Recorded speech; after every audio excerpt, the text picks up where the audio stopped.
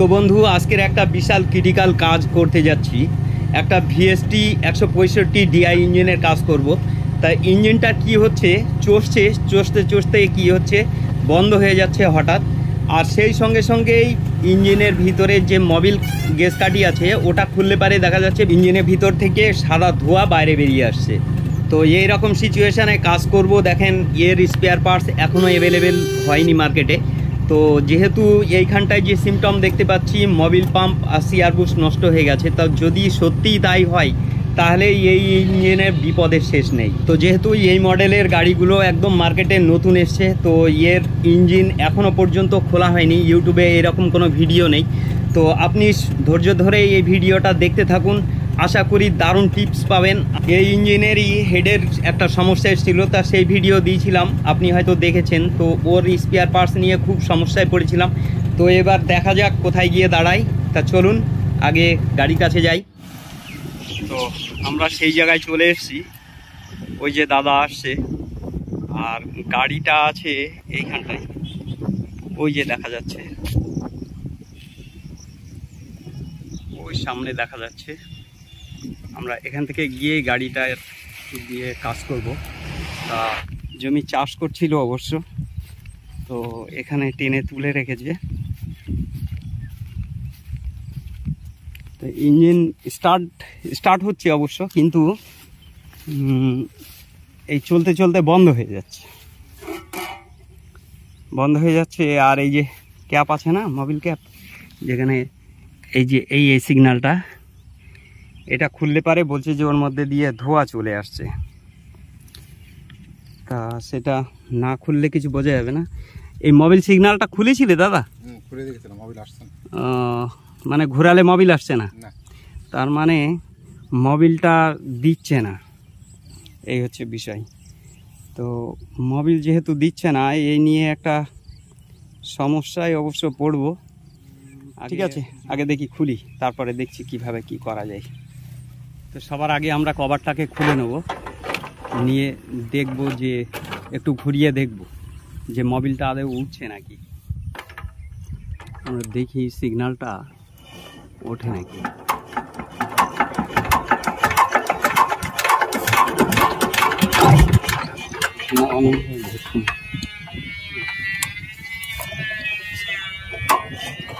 ওই লাল কাঠিটা বুঝে যাবে না যদি মোবিল দেয়।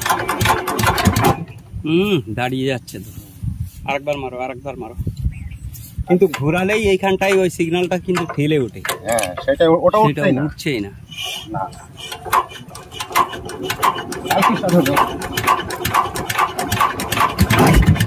না, এখন স্টার্টই হচ্ছে না, বা ঘোরালে ওটা সিগন্যাল আসছেই না।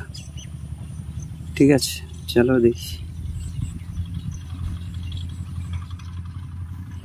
এবার সবার আগে আমাদের দেখে নিতে হবে যে মোবিল আছে নাকি আদৌ। হ্যাঁ, মোবিল অনেক, এই পর্যন্ত আছে, মোবিল দিচ্ছে। তো মোবিলটা ড্রেন করে নিতে হবে, নিয়ে এর মোবিলটা কেন দিচ্ছে না সেই জিনিসটা দেখতে হবে। দেখেন, একটা ইঞ্জিনের কিন্তু মোবিল লাইনটাই মেন।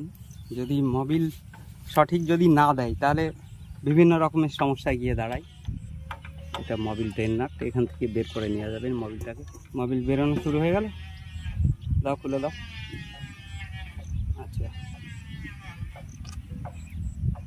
এবার মাথাটা একটু সরিয়ে দাও। হ্যাঁ, থাক। এটা ফিল্টারটা জাম নেই তো? দেখি। না, ফিল্টারটা জাম নেই, তবে একটা জায়গায় কেটে গেছে অবশ্য। তো এবার আমরা এই টাইমিং কভারটা খুলবো। তো তার আগে এই কানেক্ট যে পাইপগুলো আছে সেইগুলোকে আমরা খুলে সাইড করে নিই আগে। তেলের পাইপটাকেও আমাদের আলাদা করে নিতে হবে। তেল অফ করে দিয়া দাদা। বাবা, এটাকে ফিটিং করে দিয়ে রেখে দিই, নাহলে নোংরা চলে যাবে ভিতরে।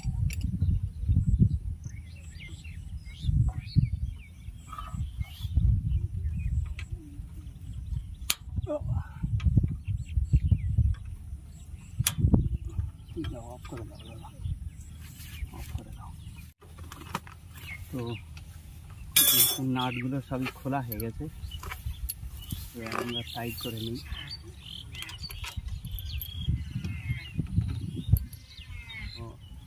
আমরা যেহেতু কভারের নাটগুলো সবই খুলে নিয়েছি,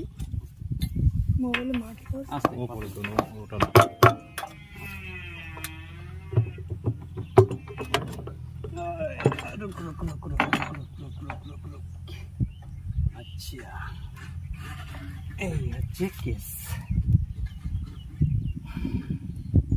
এই যে মোবিল পাম্পটা এখানেই আছে, তো একবারে ডাইরেক্ট ক্র্যাঙ্কের সঙ্গে ফিটিং করা আছে। এই যে ক্র্যাঙ্কের সঙ্গে ফিটিং করা আছে, আর মোবিল পাম্পটা হচ্ছে এর ভিতরে, এই যে গভর্নরের সঙ্গে। তো চলুন তাহলে আগে দেখি পাম্পটার কি পরিস্থিতি। তো যেহেতু এই জায়গাটা ক্ষয়ে গেছে দেখছি,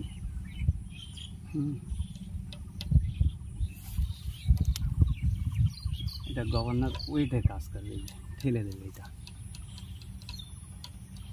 এই যে ওয়েট, আর যে পিনের যে একটা ছোট একটা পিন থাকে, তার পরিবর্তে এইখানটায় দেখেন একটা সকেট রয়েছে, এই সকেটটা গভর্নরটাকে মানে ঠেলে দিয়ে কাজ করছে।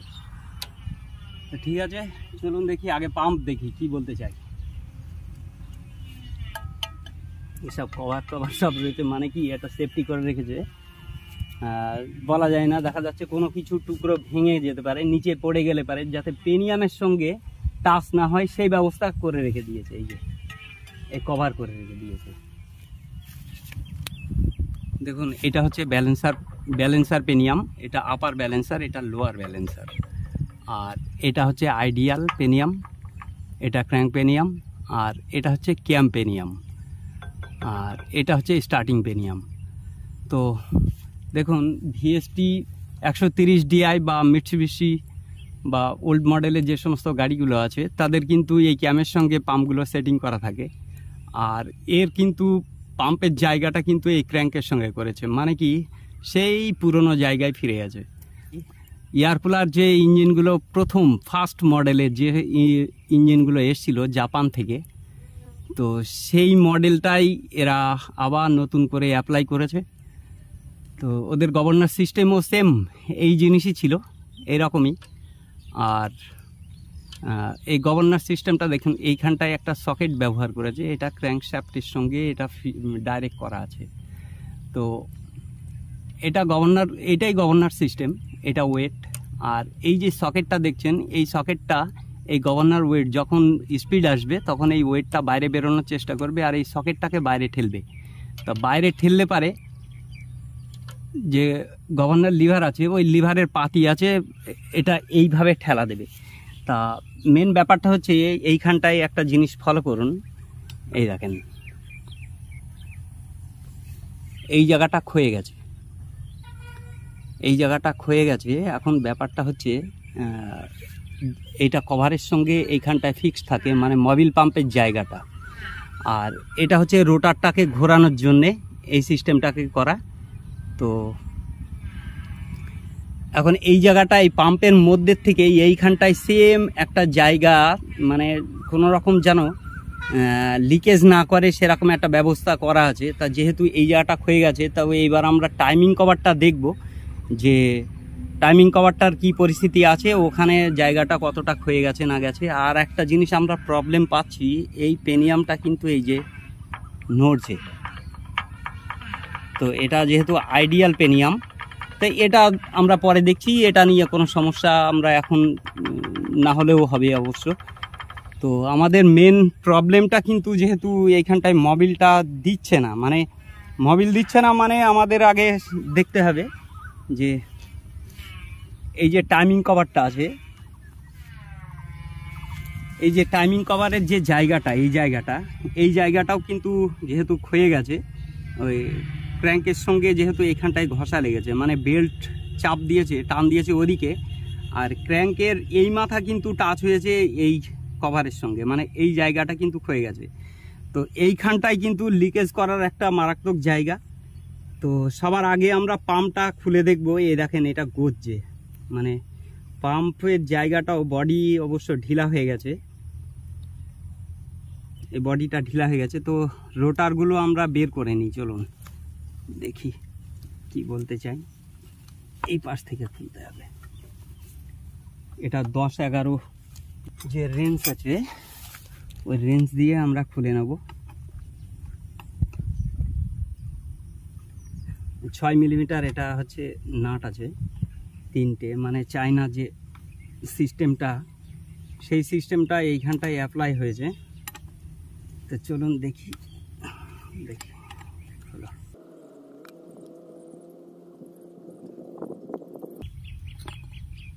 এই যে রোটার, ধরো এগুলো ধরো, এই যে রোটার। আস্তে, এত বড় একটা শক্তিশালী একটা ইঞ্জিন, তার মোবিল পাম্প দেখেন কতটুকু। এই যে গজ্জে, এই যে মানে এর পাম্পটা চেঞ্জ করে দিলে দেখতে হবে যে কি পরিস্থিতি দাঁড়ায়। এটা বের করি, বেরিয়েছে। এই যে লক প্লাস দিয়ে বেরোয় না।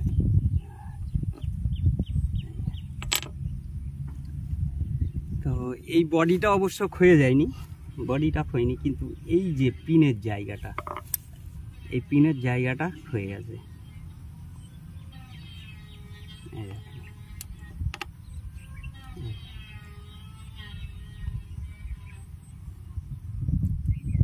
এইখান দিয়ে লিকেজ করবে। আর একটা জায়গা আছে দেখুন, এই যে জায়গাটা, মাথা দিয়ে না, এই যে জায়গাটা, এটা হচ্ছে ফাঁকা, ঠিক আছে?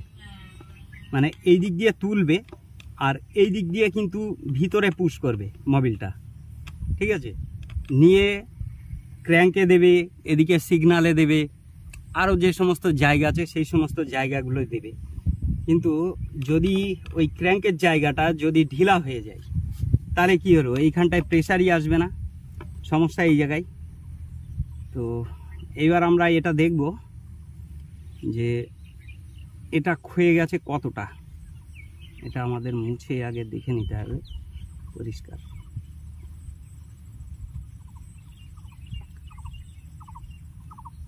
এই দেখেন এই জায়গাটা ডাউন হয়ে গেছে, এই যে কিছু কিছু জায়গা ডাউন হয়ে গেছে। তো যেহেতু এই জায়গাটাই থাকবে, এই দেখেন এটা VST 130 DI বা মিটসুবিশি যদি হতো, এই রকম পরিস্থিতি আসলেও মোবিল কিন্তু ফেল করতো না, একদম 100% কাজ করতো। তো সবার আগে আমাদের এই বডির, যেহেতু এই জায়গাটা ক্ষয়ে গেছে, এই জায়গাটা ক্ষয়ে গেছে পরিষ্কার দেখা যাচ্ছে, তো আমাদের নতুন পাম্প দিয়ে আপাতত চালিয়ে নিতে হবে। আর দেখতে হবে যে এখন এই মুহূর্তে সেটা তো সম্ভব না, যেহেতু সিজন টাইম। এই জায়গাটায় সকেট করা যায়, তবে জায়গা খুবই কম, খুব কম। মানে কোনো রকম যদি একটু অসুবিধা হয়, এই কভারটাকে চেঞ্জ করা ছাড়া আর কোনো লাইন থাকবে না, কোনো রাস্তাই থাকবে না। তো এইখানটায় যে সকেট করা হবে, এই জায়গাটা কম, এতটাই কম যে একটা সকেট করলে পারে যে ধরে রাখবে শক্ত করে, সেই জায়গাটা পাওয়া যাচ্ছে না। তো চলুন, যেহেতু রোটারটা আমাদের চেঞ্জ করে দিতে হবে, আর সিআর বুশটা নষ্ট করে দিয়েছে, যেহেতু মোবিলটা ঠিকঠাক দেয়নি, তো সিআর বুশটাকেও আমাদের চেঞ্জ করতে হবে। চলুন সিআর বুশটাকে আমরা খুলে ফেলি।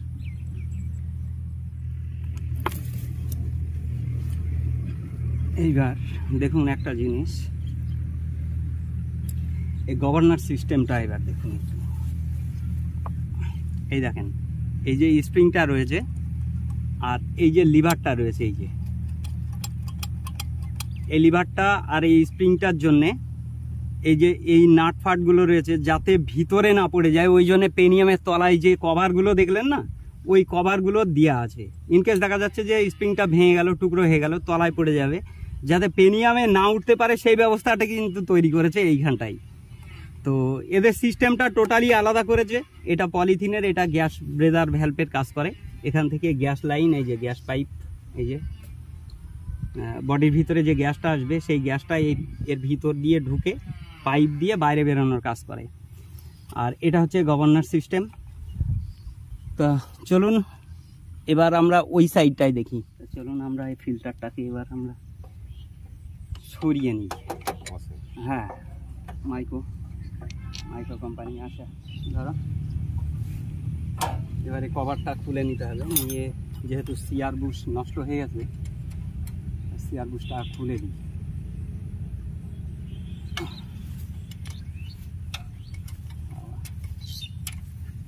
সিআর বুশ এখান থেকে পাল্টানো যাবে? হ্যাঁ, এদিক দিয়ে পাল্টে দেবো। পুরো খোলা লাগবে না? না, নাও বের করো, দেখি দাও। আমার দর্শক বন্ধুদের দেখাও, তুমি দেখলে হবে? এই দেখো, তুমি মুছে ফেললে সিআর বুশ, এই দেখেন ক্ষয়ে গেছে। তো আমাদের এই ব্যালেন্সারটা এবার খুলে নেবো আমরা। তো ব্যালেন্সার খুলতে গেলে আমাদের এই লকটা খুলে নিতে হবে।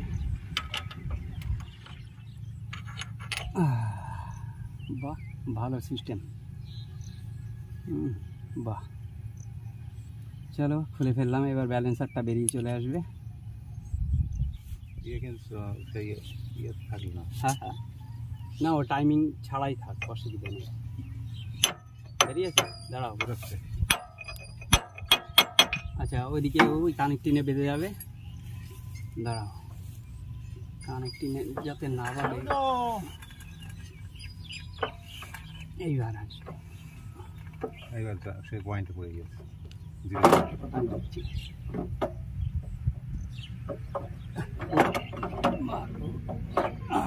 ধরো বাবা, 1 কিলো প্রায় 4 কিলো তো। হ্যাঁ, এটা খুলতে হবে। দেখি, ছাড়ো। 4 কিলো, এই তো শক্তি তৈরি করবে। দেখা, এই যে জায়গা দেখা যাচ্ছে, ওই যে কানেক্টিনের জায়গা, আর নিচেই একটা। তো এই জায়গা দিয়ে খুলে নেওয়া যাবে। চলুন খুলে ফেলি। এবার আমরা এটা খুলে ফেলি। বাবা,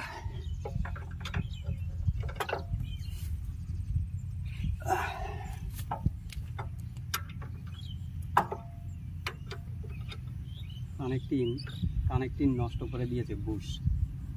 ব্যালেন্সার না খুললে বেরোতো না।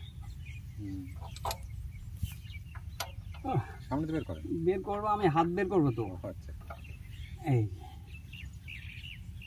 না, এ সিআর বুশ ওতে লেগেই রয়েছে এটা। হ্যাঁ, এই দেখেন ঘুরছে।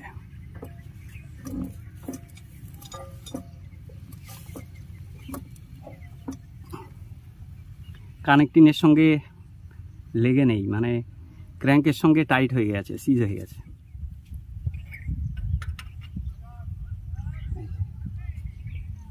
এই যে সিআর বুশ পুরো একেবারে ধরে নিয়েছে, মানে এর উপরে যে লেয়ারগুলো থাকে সে লেয়ার কিচ্ছু নেই।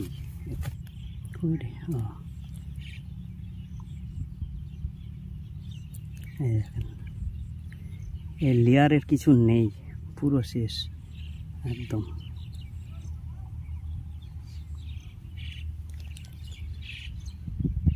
পুরো শেষ করে ফেলেছে। তো একটা ক্র্যাঙ্কের সঙ্গেই রয়েছে। আরে বাবা, এও শেষ, পুরো শেষ একদম। এটা ক্ষয়ে গিয়েছে তো।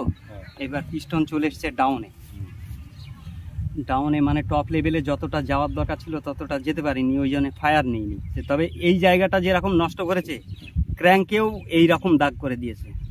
তো এবার আমরা ঘষে দেখব যে ওটা হয় নাকি। যদি না হয় তাহলে আর এক কল গিয়ে দাঁড়াবে। দেখা যাচ্ছে যে হয়তো পালিশ করতে হতে পারে, তাহলে তো আর এক সমস্যায় গিয়ে দাঁড়াবে, তাই না? এই যে ক্র্যাঙ্কে দাগ হয়ে গেছে, এই সিরিজ কাগজ দিয়ে খুব ভালো করে ঘষতে হবে। আর যেহেতু মোবিল দিচ্ছে না, এইখানটায়ও একটু সমস্যা আছে। তো এই জায়গাটা ক্ষয়ে গেছে যেহেতু, আর টাইমিং কভারের এইখানটাই যে মোবিল পাম্পের জায়গাটা সমস্যা। তো এই প্রবলেমগুলো সলভ করতে পারলে ইঞ্জিনটা আবার চলতে শুরু করবে, কোনো সমস্যা আসবে না। তা চলুন আমরা ব্যবস্থাগুলো তৈরি করে ফেলি।